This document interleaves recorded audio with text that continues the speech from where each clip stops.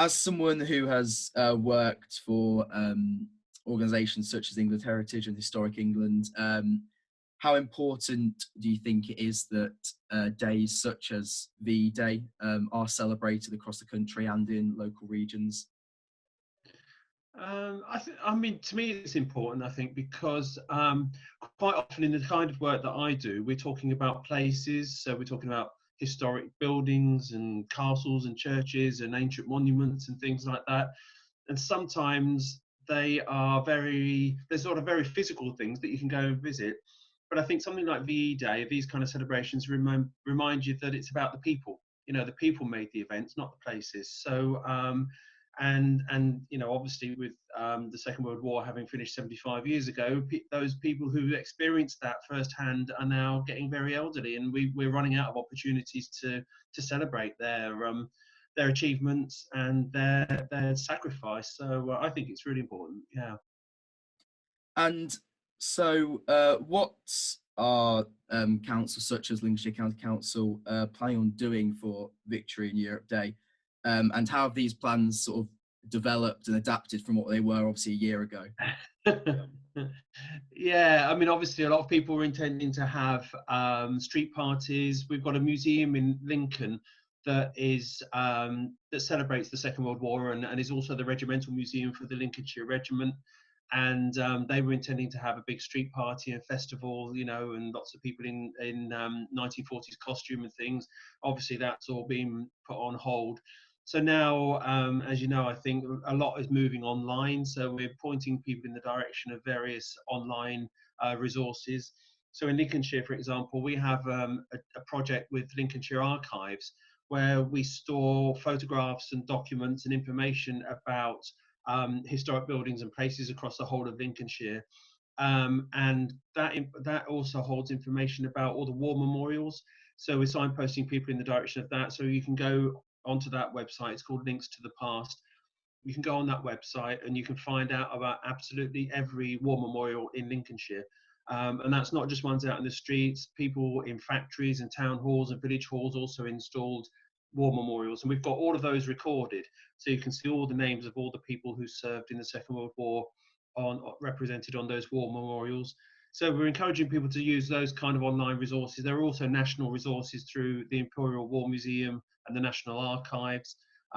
So that's good. All the service records of all the military personnel are stored at the National Archives, and they've made those freely accessible this week, so people can go and find out about their ancestors who served in the Second World War.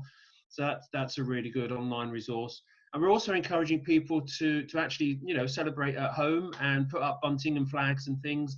And so in my line of work, we're encouraging people to submit photographs through Twitter or one of the online resources to show us the photographs of the places where they've put up bunting and flags.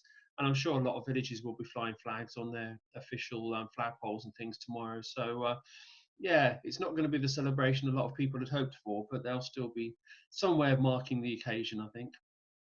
And are there any plans from Lincolnshire County Council, or do you think you'd like to see some plans for bigger celebrations after not just the lockdown, but after the whole sort of social restrictions are lifted? Would you like to see Yeah. at some point this year or maybe next year some bigger celebrations to properly mark the occasion? I think there will be celebrations. It's difficult to say at the moment because we obviously don't know when museums are going to be able to reopen. And I think to have an event like something that would celebrate VE Day, it really needs to be some, you know, there needs to be no social distancing at all, really, doesn't there? You know, it's got to be a proper, you know, back to normal kind of activity. And we don't know when that's going to be. So I guess anything that does happen will be next year now.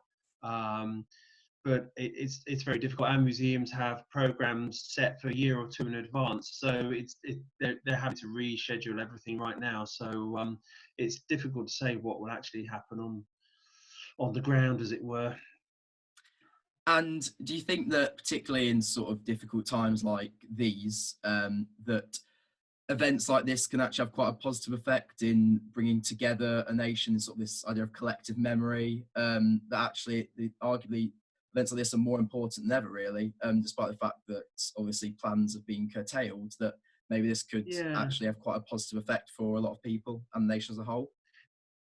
Yeah, well, I think so, and I think because people have got a lot of time on their hands, and are spending more time at home than they would normally, I think websites like Ancestry.co.uk and Find My Past are really busy at the moment. They've had a lot of new people signing up to them, so I think a lot of people are spending time looking into their past and their family history and things. So yeah, I think it is a way of an opportunity for people to remember what their predecessors did and what they achieved, and for people to realize where they come from. So yeah, I think there are positives to come out of it. Yeah. And finally, obviously, this year is a particularly significant year for this day. Usually, the bank holiday here in Britain would fall on the first Monday of May, and obviously it's been Yeah. changed to tomorrow, so that it coincides with Victory in Europe Day. Would Yeah. you like this day and other days like this to still have this sort of level of significance of celebration, and see days like this that can inspire sort of this national memory and celebration celebrated just as much in the future? Um, I don't know really. I think we probably got it right with the celebrations for the end of the First World War. In that, I think the celebrations that we had in 2018 to celebrate the centenary of the end of the First World War probably sort of draw a line under it, because we knew by 2018 all the veterans who had served in the First World War had passed away. There was no one still alive who experienced that war.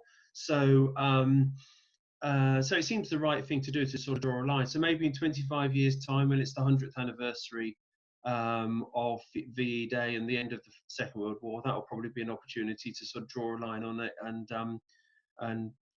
bring a close to those celebrations. But yeah, I think as we said earlier, I think they are important events to commemorate. Um, and yeah, it's good that we do so.